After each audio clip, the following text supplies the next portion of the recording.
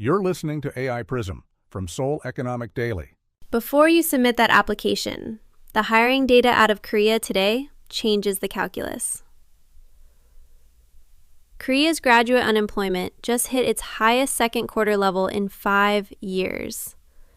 AI didn't wipe out translation jobs. It split them, cutting low-end work in half while high-level interpretation got busier than ever.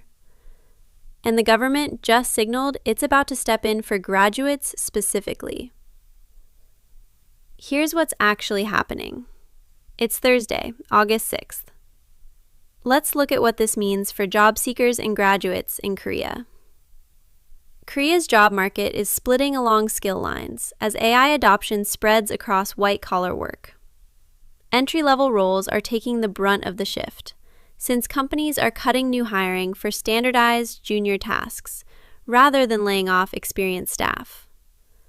At the same time, the Labor Ministry is preparing a new state-backed early career support program, expected to be announced next week. Here's what the numbers show.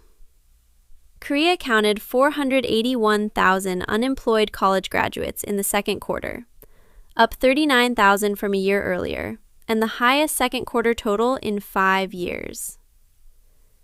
People in their 20s and 30s made up 64% of that group, pointing to a hiring slowdown concentrated among new entrants rather than experienced workers. A Korea Labor Institute report found youth jobs fell by 210,000 over the 3 years since ChatGPT's rollout, while jobs held by workers in their 50s rose by 200,000 over the same period. A U.S. Census Bureau study found early career employment for ages 22 to 24 fell about 12% over 10 quarters, in industries most exposed to generative AI, driven mainly by reduced hiring rather than layoffs. In translation work specifically, freelance project volume and income both fell roughly by half in recent years, even as demand for high-level summit and diplomatic interpretation increased. The Labor Ministry plans to unveil a national responsibility program for young people's first careers next week, aimed at closing the gap between job experience and job readiness. So what does this mean for job seekers and graduates in Korea? Earlier, we said AI split translation work rather than eliminating it. Here's what that actually means for you. The safest ground right now is roles requiring judgment, verification, or accountability for AI-generated output, not roles built around repeating standardized tasks.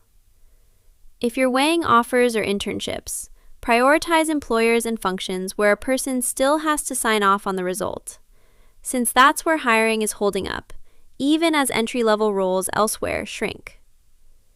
The Labor Ministry's National First Career Support Program, expected next week.